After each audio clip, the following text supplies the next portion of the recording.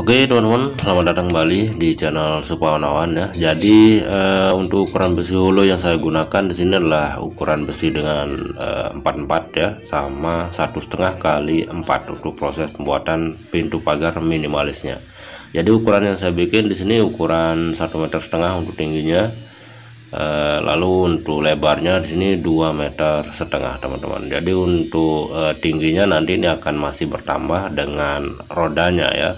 Jadi usahakan teman-teman untuk memastikan ukuran tingginya. Kalian juga harus tahu ukuran tinggi roda yang kalian gunakan nantinya, karena di sini kita akan bikin pintu geser teman-teman ya, untuk gerbang.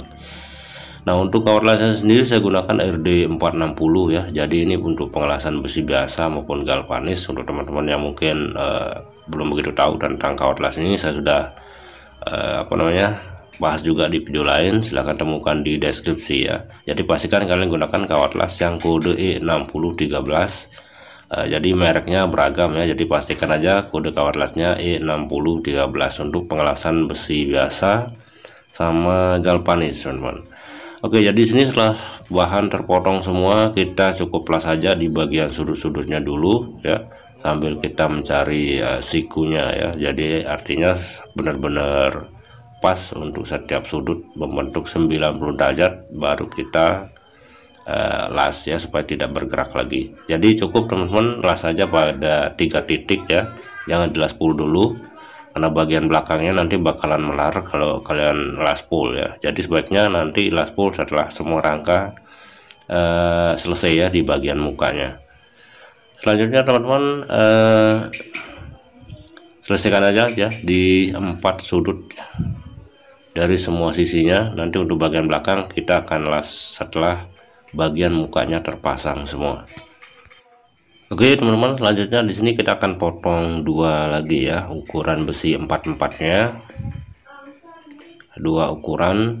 Jadi kita ukur bagian kolom tengahnya ya, untuk rangka bagian tengahnya, dan teman-teman tinggal potong aja untuk jari-jari ya, cukup 2 aja dulu untuk ukuran tinggi jari-jari yang akan kalian pasang, dan tentunya akan kalian gunakan sebagai mal ya untuk memasang 4-4-nya ini. Jadi nanti supaya potongan jari-jarinya rata semua, jadi gunakan mal untuk proses pasang yang pertama ya, untuk rangka bagian tengah, supaya nanti potongan jari-jarinya kalian enggak biar rata semua lah, biar persesi semua.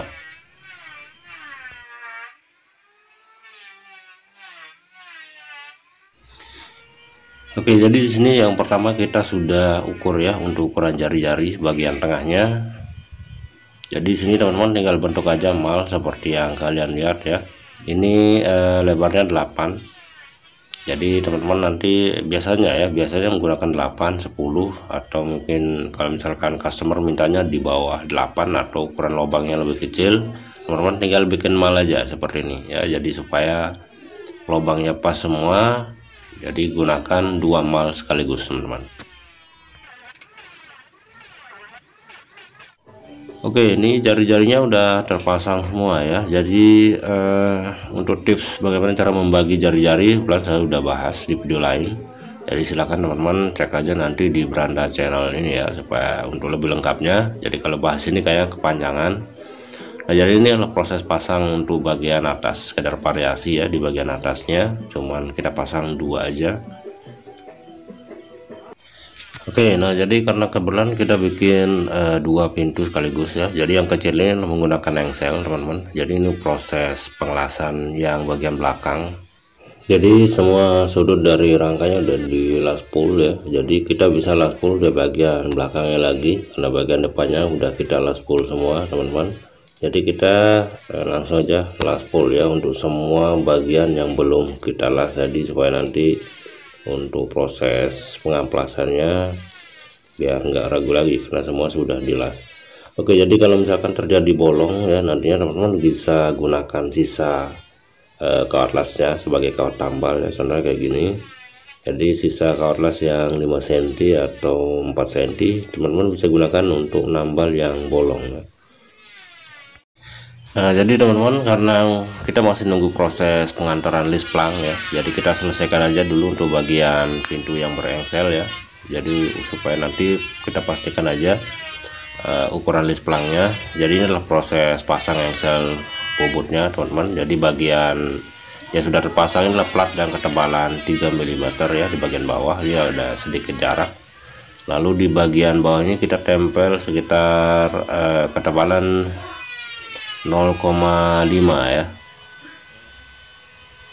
Nah, di bagian bawahnya kita tempel lagi supaya sedikit berjarak dengan engsel yang bagian bawahnya ini, supaya nanti tidak tidak sampai bergesek atau tidak seret ya, tidak macet. Nah, jadi sebaiknya teman-teman ketika selesai pengelasan di bagian dalamnya atau setelah terpasang nantinya pada bagian tembok, kalian tambahkan oli atau gemuk ya, supaya engselnya tidak terjadi karat di bagian tengahnya. Oke, kita garis saja dulu sambil menunggu list plangnya ya terpotong semua dengan ukuran tingginya tentunya. Oke, di sini kita langsung aja untuk proses pengelasan roda ya. Teman-teman bisa las secara menyilang pada bagian sudut-sudutnya supaya tidak bergerak. Lalu kita lanjutkan dengan proses las spool ya untuk rodanya. Jadi untuk ampernya di sini teman-teman gunakan aja, taruh aja di angka 3 ya. Jika kalian gunakan ampere yang 450 watt, jadi biasanya itu cuman angka 1 2 3 4 ya. Yang kalian taruh aja di angka 3 karena di sini kita pengelasan besi tipis ya. Artinya pengelasan 1 mili. 1 mili kurang, sebaiknya kalian gunakan ampere 3 ke bawah teman-teman ya, supaya nanti resiko rentan bolong itu tidak terlalu tinggi. Nah, jadi kalau untuk proses pengelasan roda seperti ini, sebaiknya teman-teman mulai pengelasannya dari besi yang tebal atau bagian rodanya itu ke bawah ya. Jadi proses pengelasannya mulai dari besi yang tebal. Nah, untuk di sini teman-teman bisa menaikkan ampernya sampai di ampere keempat ya, atau di ampere 75 atau 100 ini masih bisa.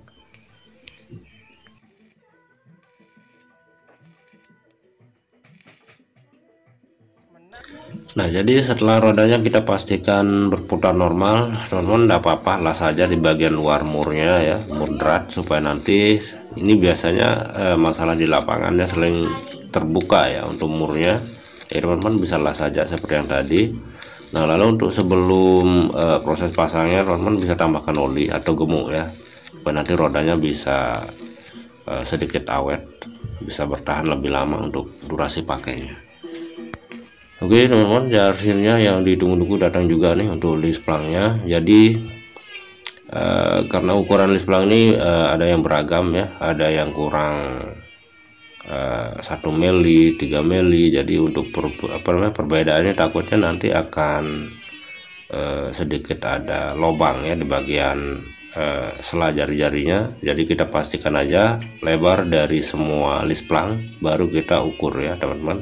Jadi di sini adalah proses pembuatan malnya dengan mengikuti lebar dari list plang yang kita gunakan.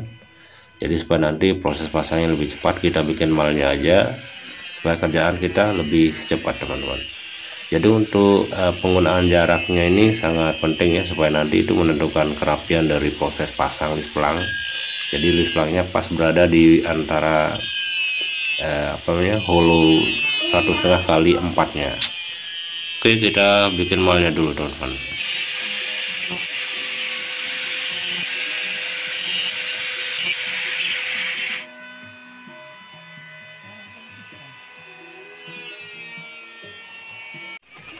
Oke, ini dia teman-teman mal yang kita bentuk tadi ya. Jadi ini supaya nanti jarak yang membentuk jarak yang pas ya, tentunya untuk lubang dari list plang yang akan kita gunakan. Jadi kalian sedikit perbedaan aja, nanti akan sedikit ada rongga ya di bagian sela dari jari-jarinya. Jadi itu kesan tidak rapi untuk kelihatan sekali setelah terpasangnya nanti untuk list plangnya teman-teman. Jadi sebaiknya gunakan mal aja supaya proses kerjanya juga lebih rapi ya. Oke, dan selanjutnya di sini teman-teman untuk proses pemasangan penyangga di bagian belakang dari list plangnya ya. Ini malnya juga kita bikin tentunya sesuai dengan ketebalan dari list plang yang kita gunakan. Jadi kita pasang sesuai dengan ketebalan. Kita las ya di bagian seperti yang teman-teman lihat, ini sesuai dengan ketebalan dari list plangnya ya. Tentunya di bagian bawahnya ketebalan sisa dari hasil pengelasan ini bagian belakang ya. Jadi sisa di depannya itu adalah ketebalan dari list plangnya teman-teman. Jadi malnya seperti ini, kita ukur aja plus dengan hulu 1/2-nya ya. Jadi sisanya nanti adalah ketebalan dari list plang yang kita pakai. Oke, dan selanjutnya untuk pintu gerbang yang menggunakan engsel ya, supaya nanti di bagian bawahnya supaya pintunya tidak sampai terangkat ya, kita tambahkan aja penyangga di bagian bawah supaya nanti ya pintu gerbangnya nggak sampai diangkat ya. Artinya ini sebagai penahan aja kalau misalkan ada yang berniat nggak baik ya untuk proses pemasangan engsel seperti ini teman-teman. Jadi kalau misalkan ini diangkat nih nggak bisa, turun juga nggak bisa ya, artinya ya bisa dikatakan inilah pengaman sederhananya. Nah, untuk bagian ini kita bikin ujung tombak ya. Di bagian atasnya cukup dengan kita potong 10 cm aja teman-teman. Kita bisa gunakan sisa plat ya untuk penutup bagian atasnya, supaya nanti nggak sampai airnya nggak tertampung di bagian dalam. Jadi itu penyebab keropos besi juga ya. Jadi sebaiknya kita tutup aja bagian ujung tombaknya supaya besinya lebih tahan lama tentunya. Oke, jadi ini adalah proses pengelasan ujung tombaknya teman-teman. Jadi seperti yang saya bilang tadi, karena ini pengelasannya atau besi holonya cukup tipis ya, 1 mili. Jadi kita taruh aja di ampere 50 atau 60 ya. Jadi sini saya gunakan cover las yang 2x300 mm. Nah, jadi untuk teman-teman yang gunakan yang 2,6 ya kali 350, silakan gunakannya ampere 70 atau 80 ya untuk proses pengelasan. Oke, jadi inilah kita gunakan siku dengan ukuran 44 ya. Ini adalah rel bagian atas, ini bagian rel atasnya teman-teman. Jadi kita usahakan sejajar dengan besi 44 yang kita pasang di bagian tengahnya, yang atau kita sejajarkan dengan rangka di bagian tengah. Oke, untuk handle-nya kita bikin dari holo 1,5 kali 4. Ini cukup kita bikin 35 cm aja teman-teman. Bagian tengahnya cukup 3,5 aja ya, 3,5 cm. Dan ini adalah kita bikin untuk penyangga ya. Nanti kita akan tanam ini sekitar 20 cm teman-teman. Jadi teman-teman nanti bisa perkirakan ukur aja dari bagian rel tengahnya sampai ketinggian gerbangnya sampai roda ya. Dan kalian lebihkan aja berapa yang akan kalian tanam nantinya di bagian proses pasang penyangganya. Oke, ini adalah proses pengelasannya untuk bagian rel atas. Jadi usahakan sejajar semua teman-teman. Jadi supaya nanti ketika gerbangnya digeser nggak sampai seret ya, karena rata semua. Oke teman-teman, setelah semua proses ya, artinya setelah kita laspol semua sisinya dan kita amplas ya. Untuk proses amplasnya nggak saya rekam, jadi ini adalah amplas yang teman-teman gunakan nantinya untuk amplas kasarnya ya, untuk bagian-bagian yang sedikit menonjol untuk hasil pengelasannya. Selanjutnya kita akan proses dempul ya. Di sini saya gunakan merek laba-laba. Untuk campurannya teman-teman nanti bisa gunakan perbandingan ini 1% ya untuk campurannya atau hardenernya. Jadi teman-teman bisa gunakan tangan atau dengan kapi, yang ini udah bonus kapinya dari merek laba-laba. Ini harga 20 ribuan teman-teman. Jadi tidak tahu untuk daerah kalian tuh mungkin beda-beda harga lagi ya. Untuk proses dempulnya teman-teman bisa gunakan tangan seperti ini, tapi harus hati-hati ya, karena bagian yang udah diamplas bisa jadi masih sedikit tajam. Oke, jadi untuk proses pengeringan dari dempul ini bisa dikatakan cukup cepat ya, 10 menit aja udah keras. Tapi untuk memastikan hasil dempulnya cukup bagus untuk proses pengamplasan, sebaiknya teman-teman tunggu sampai 30 menit ya untuk proses pengamplasan atau finishingnya ya, supaya nanti tidak sampai masih ada bekas-bekas dempul yang masih menonjol ya, jadi nanti akan kurang rapi kelihatannya. Sebaiknya teman-teman amplas sampai rata ya untuk bagian yang kalian dempul atau yang masih ada lubang-lubangnya itu. Setelah menunggu 30 menit untuk pengeringan dari dempulnya teman-teman ya, sekitar 30 menit, lalu teman-teman lakukan proses pengamplasan ya. Jadi gunakan amplas seperti yang digambar. Dan sebelum proses pengecatan, teman-teman sebaiknya lap dulu ya.